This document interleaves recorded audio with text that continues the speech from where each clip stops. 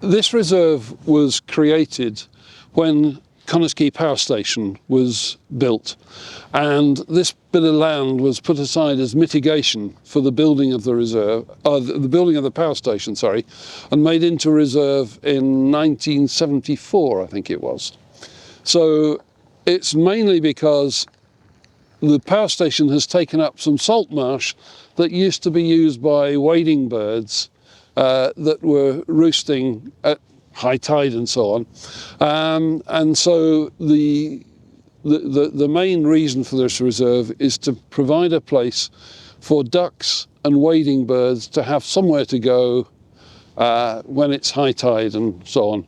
The salt marsh habitat in the estuary makes up 7% of the UK proportion of salt marsh habitat, which is huge. So it would be a really huge loss if that was to be lost. It provides a really important stop-off location for migratory birds. But the estuary has huge importance culturally and locally for the communities as well. You know, they've lived and worked around the estuary for generations, and it's provided a source of food, employment, and recreational environment for people to spend time around. The Dee estuary is one of the most important estuaries in Britain. The Wash is the main one because it has a huge number of birds there, but we have vast numbers of birds here, hundreds of 200,000, 300,000 birds, sometimes in winter. So, I mean, it is a very important estuary, and we're part of it. And although there's this huge estuary, for example, one species I know, if you want to see it, you come here, and that's a bird called a spotted redshank. And they will gather down here on the mud. Not very many of them, perhaps 20, perhaps 30 on a really good day. But it's interesting, they only come here, it seems. You won't find them anywhere else on the reserve, on the estuary. The estuary is full of wildlife. It's gorgeous. We've got a pair of binoculars and a little My First Bird book sort of thing.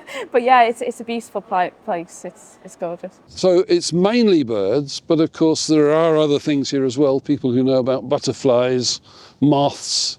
I think somebody looks into lizards and whatever. We've seen moles, we've seen badgers, we've seen foxes. Bird-wise, we've seen most varieties of birds. It's common to the UK around here.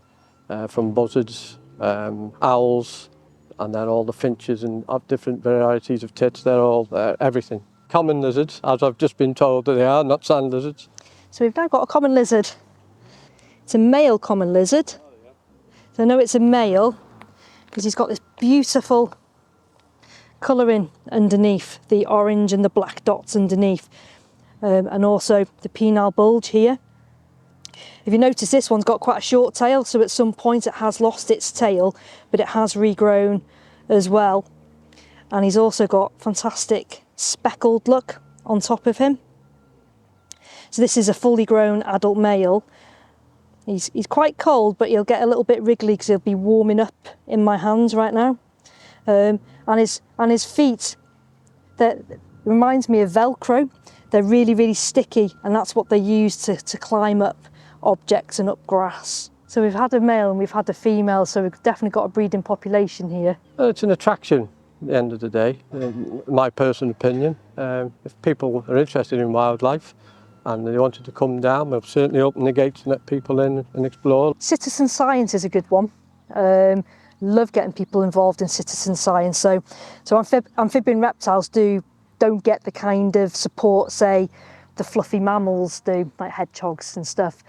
So we always try and encourage people. We train people so to be able to ID and understand a little bit about amphibian and reptiles and where they'll live.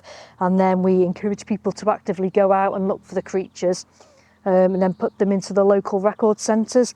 And then that for us builds us a picture of where reptiles are, what habitats are occupying. And in areas like this, if somebody came and did some surveys on here, we'd find out particular areas on this site that they're using, and then you could try and enhance those areas or make those areas bigger. It's quite difficult, so we've got about 6 million records, but yeah, with things like the pine marten reintroductions in North Wales, that we get records of them way outside of where they were reintroduced from. So they turn up sort of 20, 30, 40, 50 kilometres from where they were released almost. So it's that sort of level of information that we're getting in from everybody that's looking, because obviously the people reintroducing pine martens can't necessarily keep tabs on them all.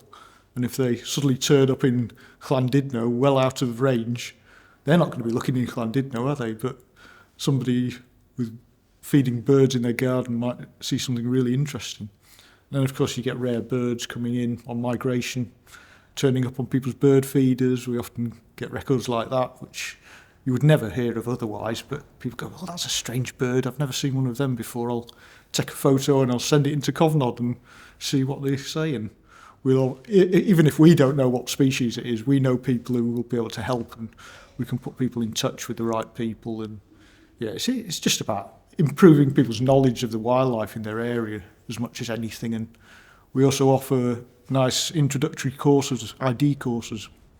So we'll get experts to come into North Wales, we'll bring them in, set us up in a room with microscopes and PowerPoint presentations, and we'll have a nice day introducing people to a species group. So just last week we did mosses, for instance, and the amount of interest in mosses is amazing. You assume that a moss is just a little green thing that grows at the side of your foot, but no, we set up this one-day course, and we were booked out in 3 hours, so we had to offer another course a few days later. So yeah, there's definitely demand for people to understand their wildlife and the nature that they see as they're on their day-to-day walks, but we would like to be in a position to provide it, and obviously do it in a nice, cost-effective manner as well. And it's definitely a sign it's in good health, and it's also a sign that they've managed to cling on in pockets through a kind of more, well, an urban landscape, which has seen lots of developments and changes over the years.